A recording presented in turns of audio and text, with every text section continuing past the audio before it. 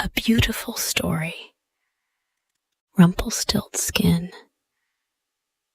There was once a poor miller who had a beautiful daughter, and one day, having to go to speak with the king, he said, in order to make himself appear of consequence, that he had a daughter who could spin straw into gold. The king was very fond of gold, and thought to himself, "That is an art which would please me very well." And so he said to the miller, "If your daughter is so very clever, bring her to the castle in the morning, and I will put her to the proof."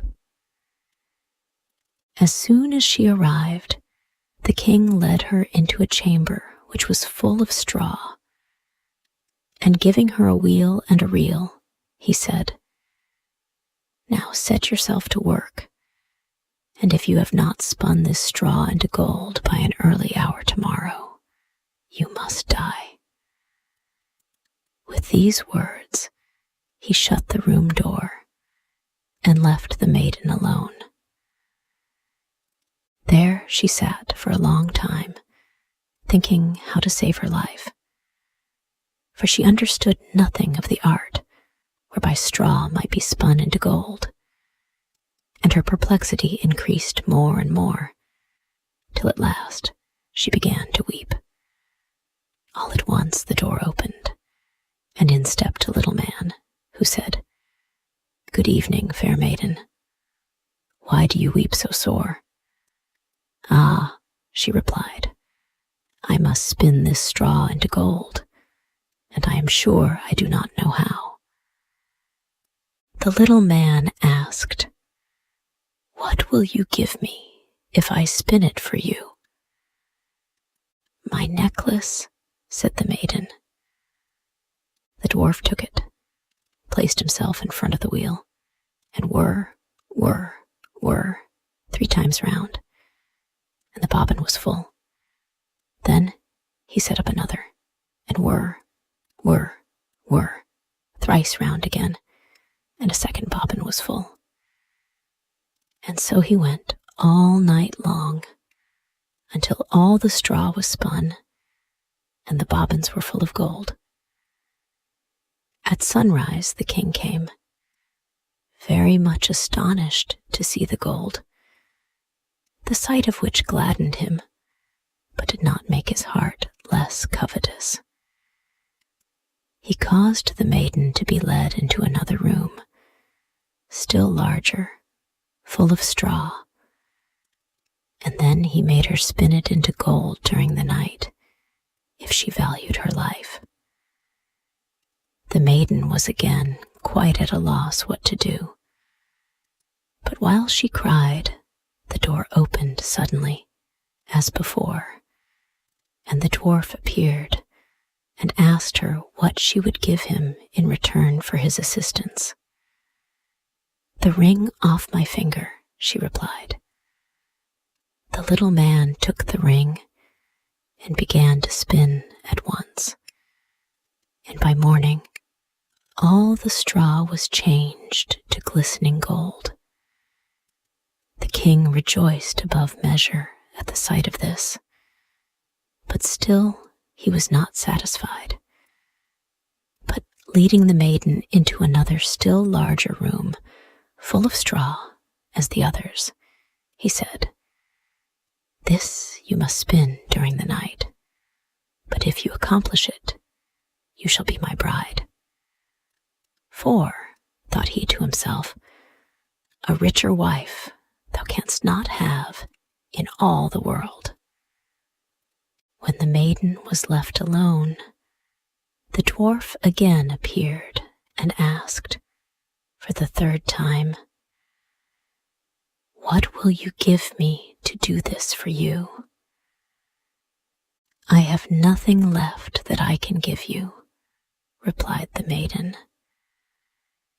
"Then promise me your firstborn child, if you become queen," said he.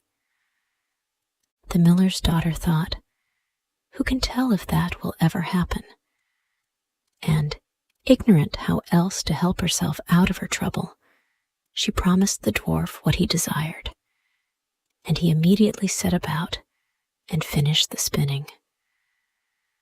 When morning came, and the king found all he had wished for done, he celebrated his wedding, and the miller's fair daughter became queen.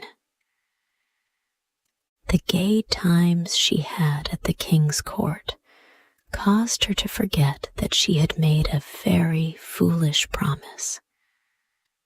About a year after the marriage, when she had ceased to think about the little dwarf, she brought a fine child into the world, and suddenly, soon after its birth, the very man appeared and demanded what she had promised. The frightened queen offered him all the riches of the kingdom if he would leave her her child. But the dwarf answered, "No, something human is dearer to me than all the wealth of the world." The queen began to weep and groan so much that the dwarf pitied her and said, "I will leave you 3 days to consider. If you in that time discover my name, you shall keep your child."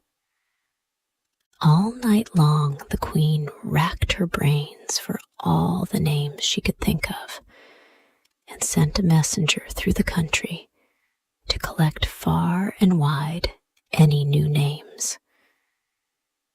The following morning came the dwarf, and she began with Casper, Melchior, Balthasar, and all the odd names she knew. But at each the little man exclaimed, "That is not my name." The second day the queen inquired of all her people for uncommon and curious names, and called the dwarf Ribs of Beef, Sheepshank, Whalebone. But at each he said, "This is not my name." The third day the messenger came back and said, "I have not found a single name, but as I came to a high mountain near the edge of a forest, where foxes and hares say goodnight to each other, I saw there a little house, and before the door a fire was burning. And round this fire a very curious little man was dancing on one leg and shouting, 'Today I stew, and then I'll bake. Tomorrow I shall the queen's child take. Ah, how famous it is that nobody knows that my name is Rumpelstiltskin.'" When the queen heard this, she was very glad, for now she knew the name. And soon after came the dwarf and asked, "Now, my lady queen, what is my name?" "First," she said, "are you called Conrad?" "No." "Are you called Hal?" "No." "Are you called Rumpelstiltskin?" "A witch has told you." "A witch has told you," shrieked the little man, and stamped his right foot so hard in the ground with rage that he could not draw it out again. Then he took hold of his left leg with both his hands and pulled away so hard that his right came off in the struggle, and he hopped away howling terribly. And from that day to this, the queen has heard no more of her troublesome visitor.